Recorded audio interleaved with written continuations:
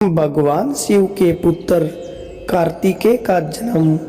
एक रहस्यमयी दिव्य कथा। रात गहरी थी, हिमालय की चोटियां चांदनी में चमक रही थी, लेकिन उसी शांत ब्रह्मांड में कहीं एक घोर संकट फैल चुका था।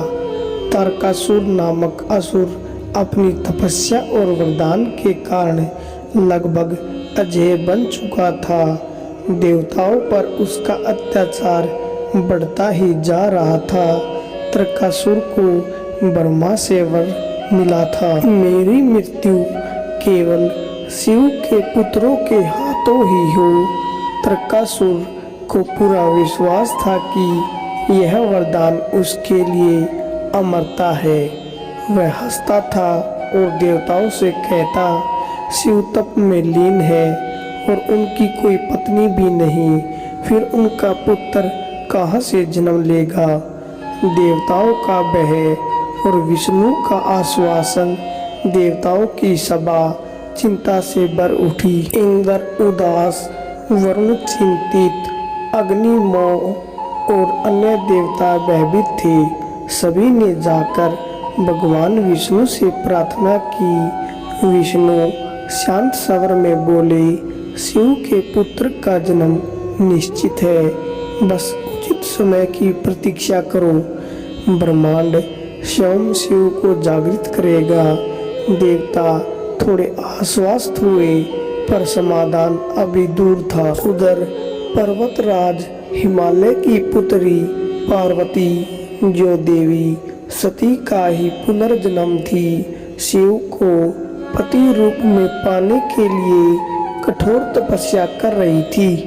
दोपहर की तपती धूप हो या बर्फीली रातें, पार्वती का एक ही व्रत था, मैं शिव को ही अपना बनाऊंगी। उनका तप इतना शक्तिशाली था कि स्वयं देवता भी उनकी शक्ति को महसूस कर सकते थे। अंततः लंबे समय बाद महादेव ने अपनी समाधि तोड़ी और पार्वती को पत्नी रूप में स्वीकार कर लिया।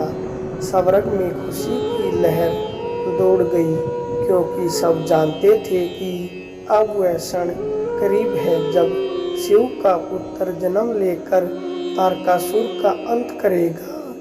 तब शिव और पार्वती का दिव्य मिलन हुआ तो उनसे एक असाधारण अग्नि के समान प्रचंड तेज उत्पन्न हुआ। यह तेज इतना अद्भुत, इतना शक्तिशाली था कि देवताओं की आंखें भी इसे सहन नहीं कर सकी।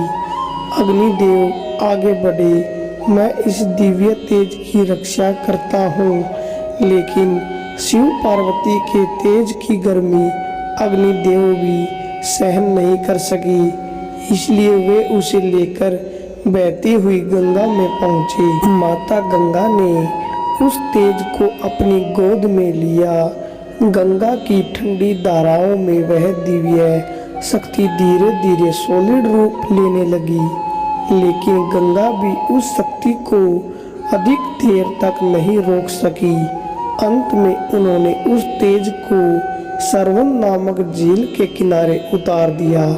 वहां उपस्थित 6 कृतिका देवियां, निर्मल, पवित्र और तेजस्वी माताएं, वे उस दिव्य ऊर्जा की परवरिश करने लगी, उसे अपने प्रेम से पोषित करने लगी। कुछ ही दिनों में उस दिव्य तेज से एक अद्भुत बालक प्रकट हुआ। उसका तेज सूरज से भी अधिक चमकीला था। उसके शरीर से अग्नि की हल्की आभा निकल रही थी। उसके 6 मुख 6 दिशाओं में दिखते प्रतीक होते थे। ने आश्चर्य से कहा, यह तो स्वयं स्कंद है, तो यह तो कार्तिकेय है, यह तो देवसेना के सेनापति है। 6 देवियों ने उस बालक का पालन किया, इसीलिए वे कृतिकेय कार्तिकेय कहलाए। 6 मुख होने के कारण वे षडानंद या षडमुख भी नाम से प्रसिद्ध हुए। कुछ वर्षों बाद जब कार्तिकेय युवा अवस्था में पहुँचे तो देवताओं ने उनसे प्रार्थना की, हे देव सेनापति, संसार तारकासुर के आतंक से त्रस्त है। कार्तिकेय ने अपनी दिव्य शक्ति का तेज फैलाते हुए कहा, जहाँ अधर्म बढ़ेगा वहाँ मैं अवश्य जाऊंगा। कार्तिकेय ने युद्ध भूमि में प्रवेश किया। उनका भाला चमक उठा, तारकासुर कांप उठा और उसी दिन वह असुर जिसे स्वयं ब्रह्मा का वरदान मिला था, महादेव के पुत्र के हाथों नष्ट हो गया। भगवान शिव के पुत्र कार्तिकेय का जन्म किसी साधारण उद्देश्य से नहीं बल्कि अधर्म के अंत और धर्म की रक्षा के लिए हुआ था। उनका जन्म ब्रह्मांड के सबसे अनोखे संयोजन से हुआ। शिव का तेज से अग्निदेव से गंगा, गंगा से कृतिका देवियाँ, स्कंद, कार्तिकेय, मुरुगन।